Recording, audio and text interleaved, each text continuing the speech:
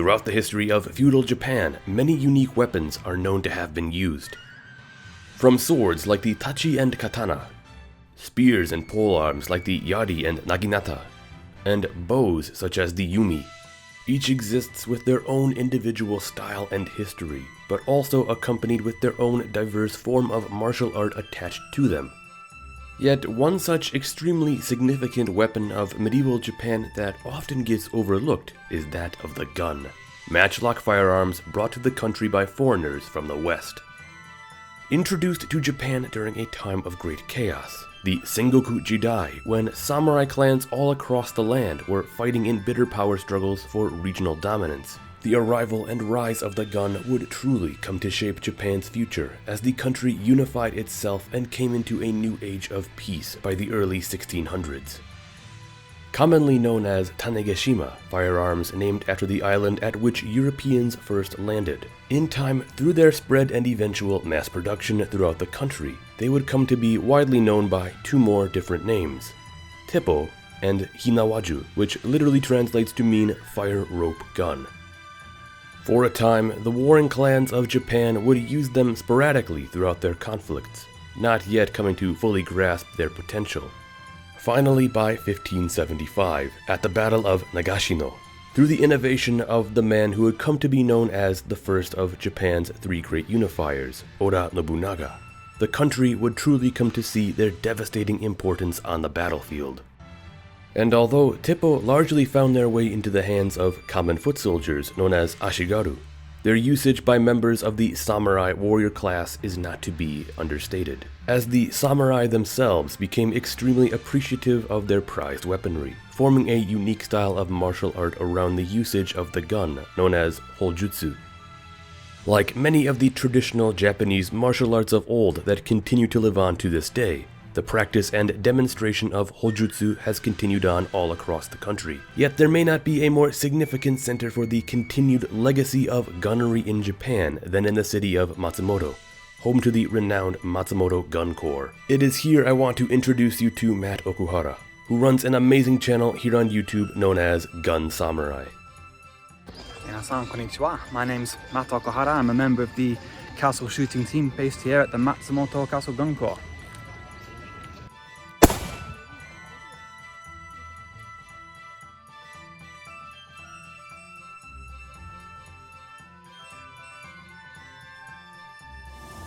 The Matsumoto Castle Gun Corps is a shooting team that uses Edo-era firearms that are kept in the Castle Museum. Along with using the Hinawaju, we also maintain a collection of over 200 guns, other weapons, and sets of armour.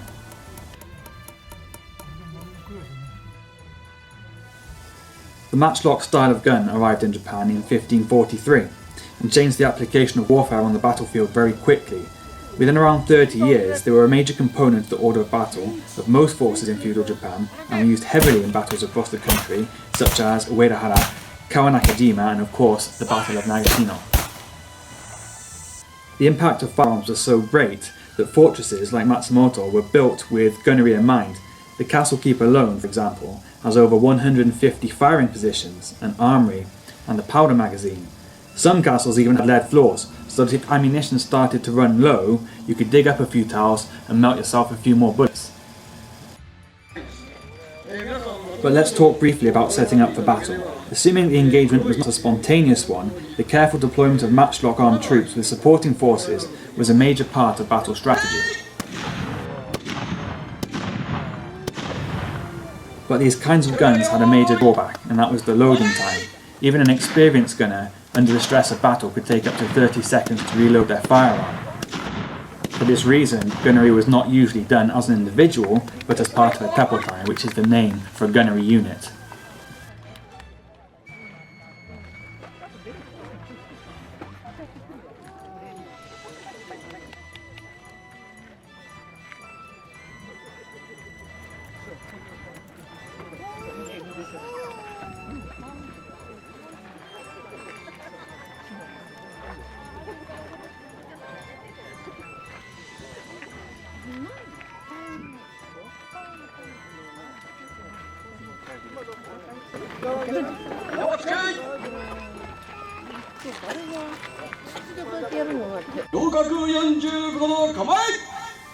The teppotai would try to fire at the same time to A. increase the accuracy of the unit, and B.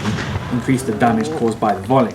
For this reason, a teppotai is best deployed to a pre-prepared position, where you expect to stop in advance, or on a flank where cavalry and skirmishers can be at the very least delayed or hopefully forced back. The gunnery unit would also work in formation, similar to a firing line. This made it easier for the samurai who were in charge of the teppotai to control the shooting.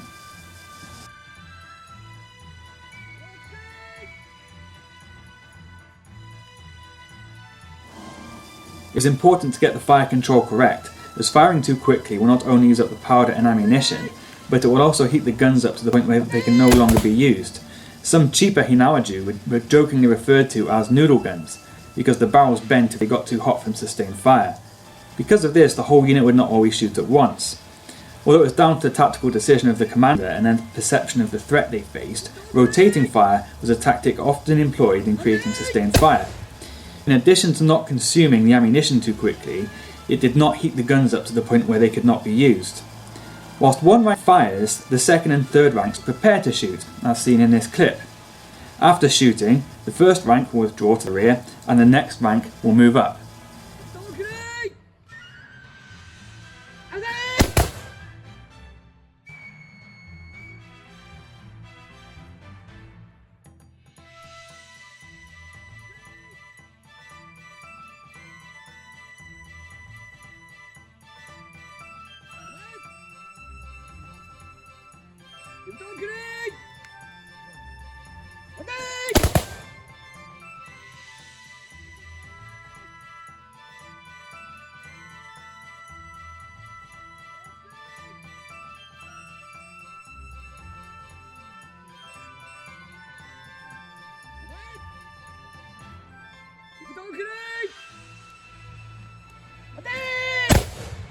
Let's examine some of the guns that were used during the Warring States era.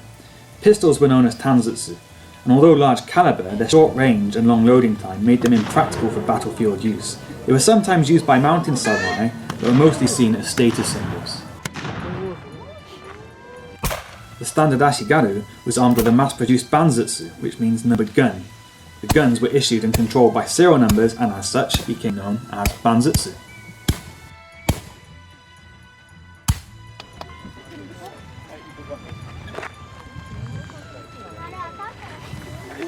These zamazutsu are long-barreled and large caliber guns for defensive shooting, being around 1.5 meters in length.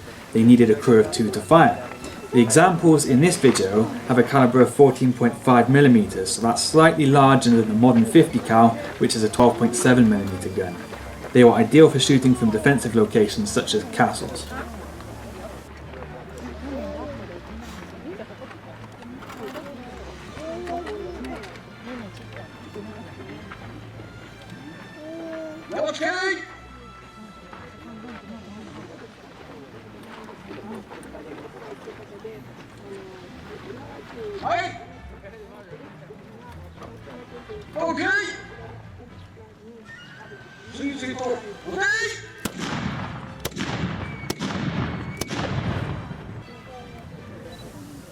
The ozutsu is a portable cannon and required an experienced gunner to fire it.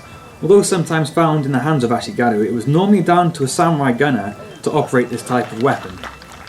Targets could include troops in cover, structures, gates, cavalry, and tightly packed formations.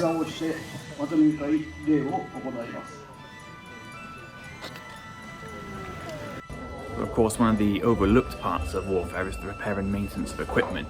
Soldiers are more likely to spend their time preparing and maintaining their equipment and doing routine activities than they are actually in combat. So, although these weapons aren't ever likely to go back to war, not unless there's some sort of apocalypse, we are spending our time maintaining and looking after the weapons. A lot more of the weapons' time is spent on display in the museum than it is actually for rehearsals or shooting. So there's a similarity there in that the operational time of the weapons is actually reduced compared to the display time of the weapons. Likewise in war, the weapons are not being used 100% of the time. Normally they're being carried from the battle zone or to the battlefield, to the castle, to garrison duties and from the armories. Next, let's look at the parts of a hinawaju. これが重心です。これが台木。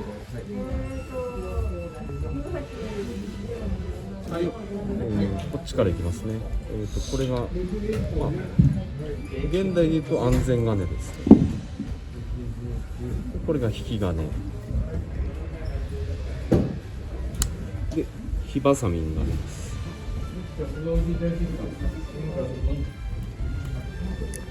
で、火皿と火蓋になります。So that is an introduction to feudal era firearms and tactics. You can find out more about this subject or the martial art of hojutsu, which is the way of the gun, at gunsamurai.com. I want to personally thank Matt for being a part of this video and sharing his great expertise on the subject. It really is amazing to learn more about matchlock firearms in Japan, and specifically the continued practice and wielding of them in the form of martial arts and modern-day demonstrations, such as what is being done by the Matsumoto gun corps. Something I think is extremely important to spread the word about. The more people know about groups such as the Matsumoto gun corps, the more it helps us all come to a better and more accurate understanding of the long and storied history of samurai wielding firearms. I cannot stress enough that you should really go check out Matt's YouTube channel, Gun Samurai, and as he mentioned, his great website as well. Links to everything will be down in the description. Please, please go support his amazing content. But with that said, thank you for watching, and don't forget to like, subscribe, and ring that notification bell if you enjoyed this video and found it to be most informative.